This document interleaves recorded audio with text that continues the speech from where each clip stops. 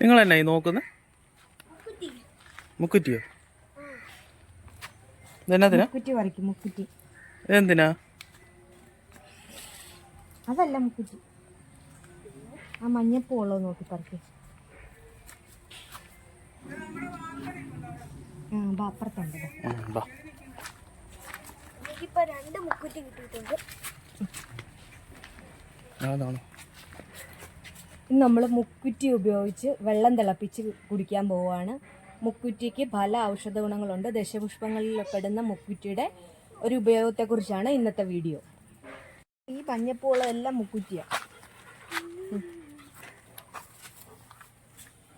ഇവിടെ ഇഷ്ടംപോലെ മുക്കുറ്റിയുണ്ട്, കണ്ടോ പറമ്പില്.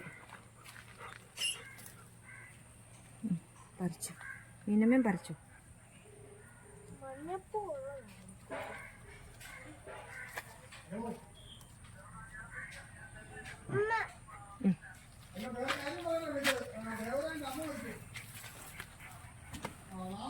മതിയല്ലോ അല്ലേ? മതി മതി മതി.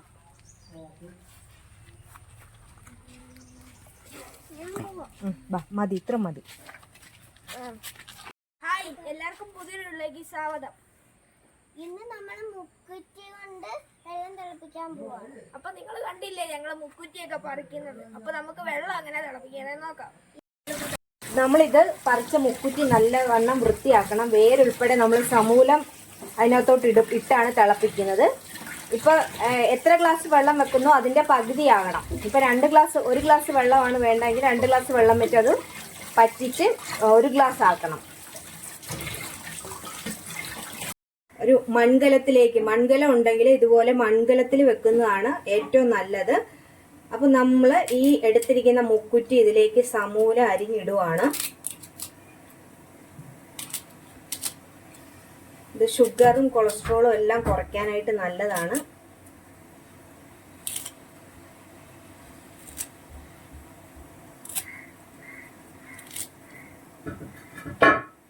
ഇതിനൊപ്പം തന്നെ നമ്മൾ 1 സ്പൂൺ ചെറിയ ജീരകവും അതുപോലെ തന്നെ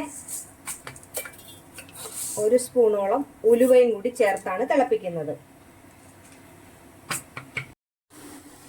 നമ്മുടെ ഇത് നന്നായിട്ട് തിളച്ചിട്ടുണ്ട്. ഇതിങ്ങനെ തിളച്ച് പറ്റണം. പറ്റുമ്പോൾ ഇതിലെ ഈ മുക്കുറ്റിയിലെ ഔഷധവും അതുപോലെ തന്നെ ഇതെല്ലാം കൂടി ഉലുവയും എല്ലാം കൂടി ചേരുമ്പോഴേക്കും നല്ല ഒരു കളറും കണ്ട നമ്മുടെ ഇപ്പോൾ ഒരു റെഡിഷ് കളറിലേക്കായി വരുന്നതേ ഉള്ളൂ.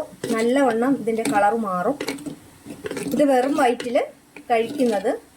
ഇപ്പോൾ ഒത്തിരി പ്രമേഹമൊക്കെ കൂടുതലുള്ളവർ സ്ഥിരമായിട്ട് ഒരു 1-2 ആഴ്ച ഇത് യൂസ് ചെയ്യുമ്പോൾ തന്നെ അവരുടെ പ്രമേഹം എല്ലാം നന്നായിട്ട് ഇത് കുറയുന്നതായിട്ട് കാണാം. ഇതൊരു ഗ്ലാസ്സിലേക്ക് ഒഴിച്ച് കുടിക്കാം. വെറും വയറ്റിലാണ് ഇത് കുടിക്കേണ്ടത്. കണ്ടോ, നല്ല ഔഷധ ഗുണമുള്ളതാണ്. വെറും വയറ്റിൽ കുടിച്ചെന്നാൽ കൊളസ്ട്രോളും അതുപോലെ തന്നെ ഷുഗറും എല്ലാം നന്നായിട്ട് കുറയും. അപ്പോൾ എല്ലാവരും ഇതൊന്ന് ട്രൈ ചെയ്ത് നോക്കണേ.